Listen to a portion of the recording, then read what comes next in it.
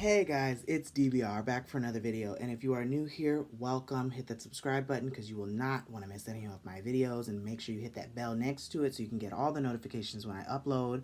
I upload every single day, or at least I'm going to try to upload every single day this year, and so far for the month of January I've been doing pretty damn good. There's been a video every single day, and I've been trying to do the damn thing. So um and it's not going to be as sporadic as it has been in previous years and what have you. So just hit that subscribe button because it doesn't cost you anything. Just hit the button. So, everybody likes free shit. Anyways, so I am going to come on here and I'm going to talk about what inspired me to become a cosmetologist. Okay. Or why I'm a cosmetologist or why I chose it for a career instead of anything else that I probably could be doing, because I have a background in culinary and I probably could have gone that route, but I chose not to. And the reason why I chose not to,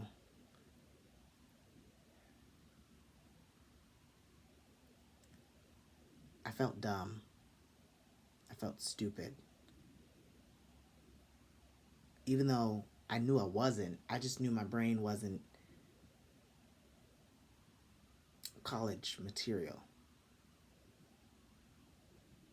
I knew that my mistakes that I made growing up in elementary, middle school, and not caring and blowing off teachers and flipping desk and flipping off teachers, and I was flipping everything. But I just, I knew there was a part of me that knew I am going to fail. I'm going to fail because I never paid attention and I don't know my times tables. And there's things that I was supposed to learn in years past that I never ever learned. And still to this day, I don't know. And there's really no shame in that. I can come on here and say that because there's no shame in it. Honestly, I pushed and pushed everyone away and everything away. And I was a special kid. I was an ESE student. And for those of you who don't know what that stands for, it means Exceptional Student Education. And a lot of people use ESE as retarded. No, that's not what we are. Exceptional Student Education. It means, kids that are a little bit slower in learning and need different tactics for learning and for getting it. That's what that means. It doesn't mean retarded or whatever you illiterate children out there think it means. That's not what it means. So I was fully capable. My mind is extremely capable. I just knew there was just a part of me that felt like I'm gonna get there and someone's gonna ask me a question, something that I should have learned years ago, and I'm just gonna freeze. I'm gonna blank out, and it's gonna be the most embarrassing thing, and that's gonna happen on a regular basis. I used to never want to answer questions in class ever because I was afraid that if I gave the wrong answer, I was gonna look like an idiot. So I'd rather be that cool kid that just acted like he was too good for school, when really I knew I wasn't better than any other motherfucker in there. I just wanted to seem like it so people would just leave me alone and act all hard. And, I don't care about this, I don't need this. Please. I needed it just like everybody else. But it was easier for me to act like, what? I got this. Like most kids. And I just know that no matter, I just couldn't bring myself to do it. The time came for me to enroll in BC, and my mom's like, what are you going to do about college? Like, it was that time of the year where I was really being pressured.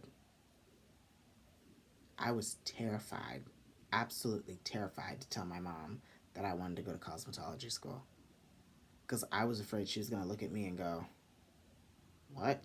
No son of mine is going to be doing cosmetology. And I was just scared for my life. And she asked me one night. I can tell you, my stomach was in knots. Like reliving it now, I'm just feeling how it was. She, spit it out, spit it out, spit it out. What is it? And I'm just like, she was like, I know you know what you want to do. You just don't want to tell me because you feel like I'm gonna flip out about it. So just let me know. What is it? And as soon as she said the words, we're not gonna be upset at whatever it is you choose. Just tell us what you're thinking. And at that point, I wasn't thinking it. I really wanted to do it, you know. And she said, or I said, I wanted to do cosmetology. And I said it real low, but she heard what I said. And she goes, what? And I go, cosmetology. And she was like, oh, okay, okay. Do you know where you want to do that at? And I said, I did my research, and ATC doesn't have it, and neither does McFadder, only Sheridan, because they shut their programs down. So those two schools, even though they're all the same schools, they're just in different areas of Broward County, they don't have it, only Sheridan. Okay, okay, so you've done research on it. Yes. All right. And people think that going to beauty school is the easy way out.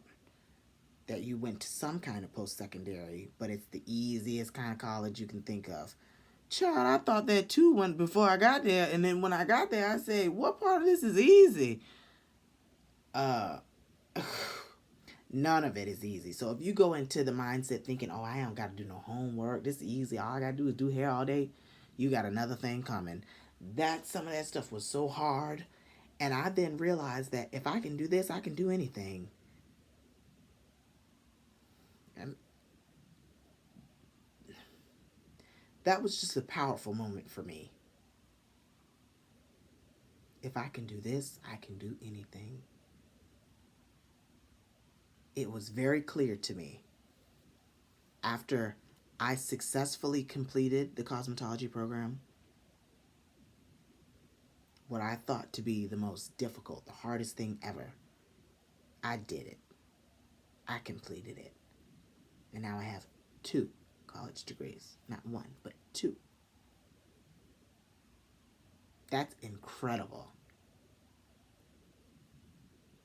And I had such a love for image too. Like I at first I said I wanted to be in interior design because I loved houses, I love mansions, I love those things, and I live in a big house now, so it's kind of like there was just always a part of me that was like, this is something that I like to do.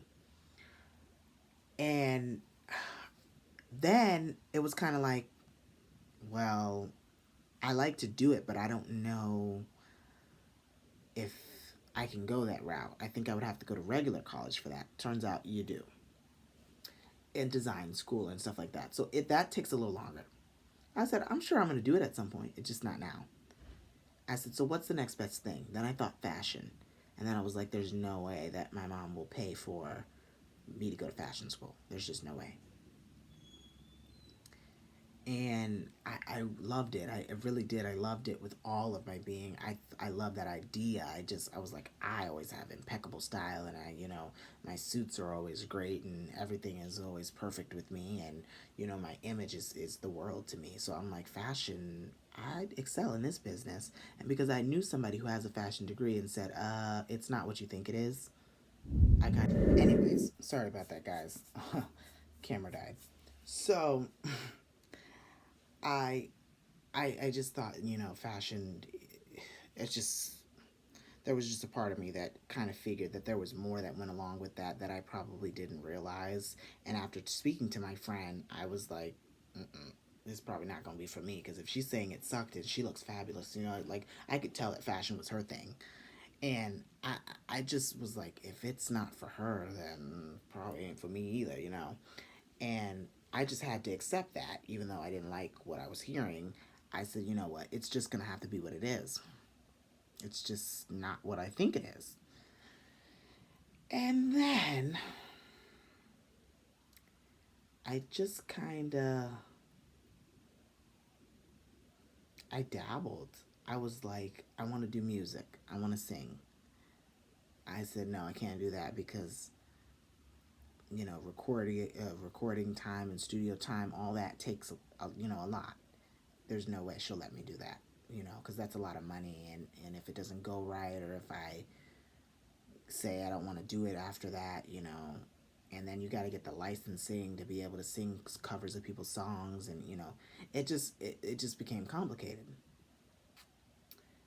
But I was like, I really want to do that. I want to do music, and you know that was also something. No, didn't work out. Like the whole thought, kind of like, I thought about it, and then I was like, I think about why it's not gonna work, and I said hair. Why don't I do hair? And I'm like, eh, you know. But then after a while, it goes. Then I thought to myself, I go, well, hmm, I don't want to just do hair. If I do hair, then that's lame.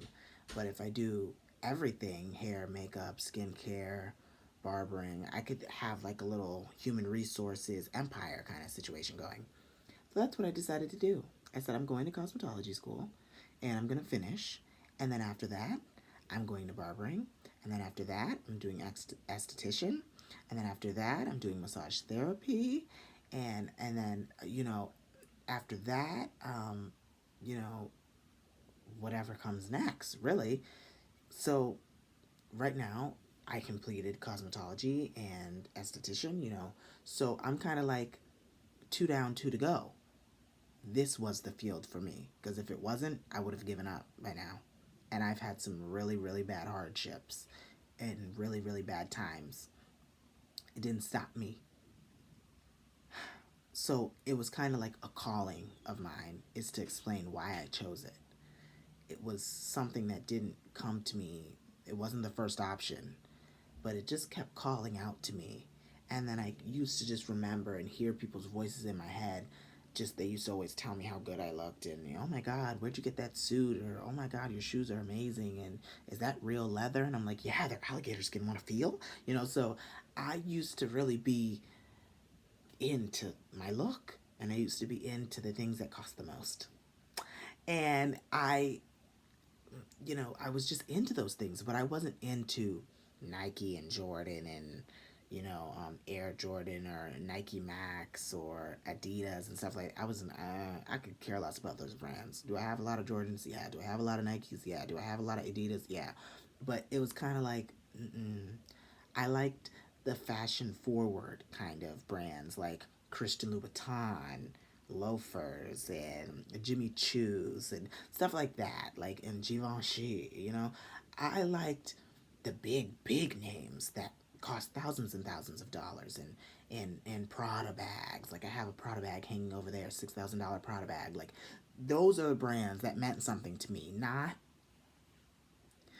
Nike. Like what is a Nike? So it's kind of like, it felt like it fit. It felt fit my lifestyle. I'm like, I'm gonna do this, and I'm gonna make a lot of money, and I'm gonna be a salon owner, and I'm gonna own 5 salons, and they're all gonna run perfectly, and I'm gonna drive a Cadillac Escalade because Cadillac Escalade is my image. Is my vehicle for my image.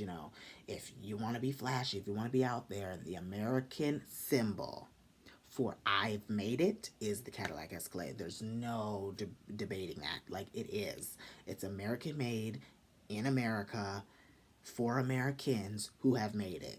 So I was just like, yes, like that's my thing. So I'm doing all of those things one by one. And I say all that to tell you, you can do whatever you set your mind to. Nobody can tell you that you shouldn't do it, or you can't do it because you're a boy or you're a girl in a guy's field. My mom does construction, for crying out loud. She owns a construction company, and she's done the Fort Lauderdale airport. She's done all these things for millions and millions of dollars. She just built a hospital in Pembroke Pines. She's a woman. Yeah. With more certifications of any man I know. So I kind of like, she is really like like when I think of who I want to be like, it's her. She's making millions right now. And I want to do that in a field that I'm passionate for. And I think everyone wants that for themselves. And so you just gotta deal with whatever it is you might not want to deal with. Let it go through one ear and out the other and chase your dreams. Your dreams are possible. And I want you to go and get them. Stay perfectly imperfect until I see you guys next time. Bye, guys.